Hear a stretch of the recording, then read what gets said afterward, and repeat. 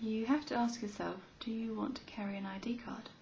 And if you said yes, then what purpose would it provide? What advantage would it give you? The government's always telling us that an ID card will cut crime. It will identify terrorists. That terrorism couldn't occur if we had an ID card. And that presupposes that a terrorist will go, yeah, I'm a terrorist, you've caught me, and the ID card, it's so terrible, definitely, yeah, you've got me, I put my hands up to this. And we all know that's total nonsense. Terrorists travel under ID cards and passports for other people. They will never travel under their own ID. Then you have to look at the Glasgow bombers. They were all doctors and paid up, and they paid their taxes, and they were working for the NHS. And an ID card would not have actually identified them. You look at basically the data mining of terrorists. There is no way you can data mine a database to identify a terrorist. It's not like a Tesco's club card. You just can't tell. So the government is giving us this whole spiel that if you have an ID card, that you will have a crime-free society. And that is as far from the truth as you can possibly get. What will happen is we will have a police state, a database state, and a surveillance society. Now, do you want to live under 1984? Do you want to live under the conditions of Brave New World? If you had to choose, I would say that Britain will end up more like Brave New World than she would 1984. But is this the kind of society we want to create? Is this what the government is intending to do, or is it not really thinking through what it's doing? And we've got other databases like the NHS Spine, where you have a confidential conversation with your doctor, and that will get sent out to a local council. Is it any business of the local council what you say to your GP? Should we maintain confidentiality? And I would say, yes, definitely you should. There's the issue of contact point, a children's database, 11 million children.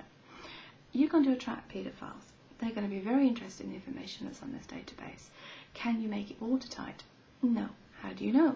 Well, they're going to introduce levels of shielding for MPs' children, celebrities' children, which kind of infers that they know this data is going to leak and that you're not safe with the standard database because you have to shield it for celebrities' children.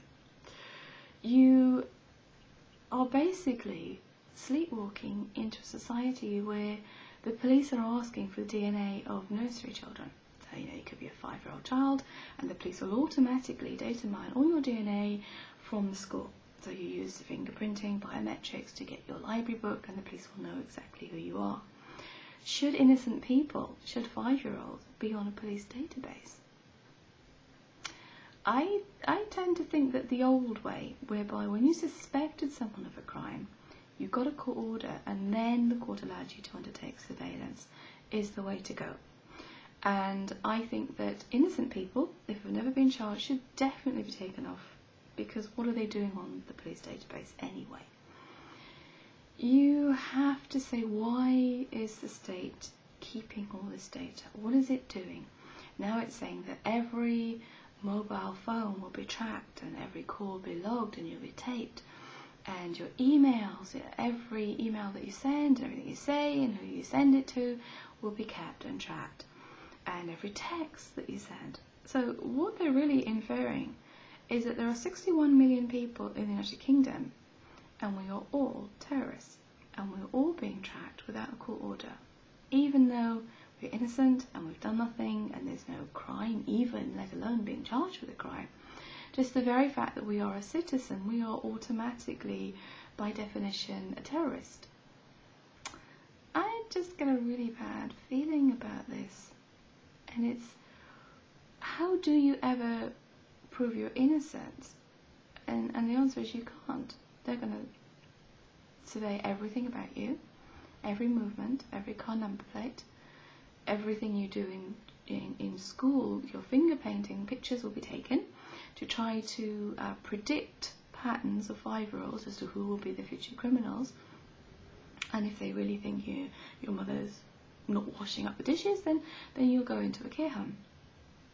And the local councils are training plumbers to go in as spies in the house. So instead of fixing the dishwasher or the washing machine, they will be spying on the children. And one of the things they're looking for is sort of child protection and child abuse. And the signal for that is that you're wearing long sleeves in summer. And something as simple as wearing long sleeves or being self-conscious and sort of covering your body will be enough to potentially put a child into a care home. I'm speechless.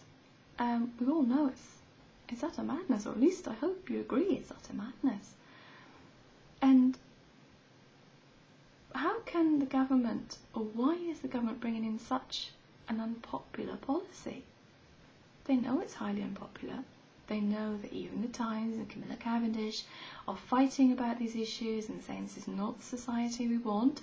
Be careful what we're creating. We don't want plumbers, becoming spies and child protection officers. So why is this happening?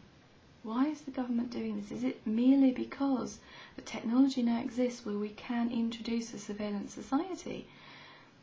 And is a surveillance society something you really want? We really want? And if we don't, does society turn around as people and say to the state, we don't want this. We don't want to live like this. And then you're really going back to the work of Thomas Jefferson and the American Constitution and saying liberty and freedom. Live free or die. Every man is a soldier. And we as society give power to the state. And sometimes society has to say to the state, no, we want that power back. We do not choose to live like this, and we will not live like this. And we've become so used to the state making decisions for us that we are quite incapable of turning around to the state now and saying, no, you're not. But with the NO2ID campaign, they have managed to persuade the Conservatives and the Lib Dems that the contact point will leave, should be not created. And we are starting to see some sense in society saying, no, thank you. We really don't want this. So please will you join NO2ID, and please will you stop the surveillance society in the database state, and write to your MP.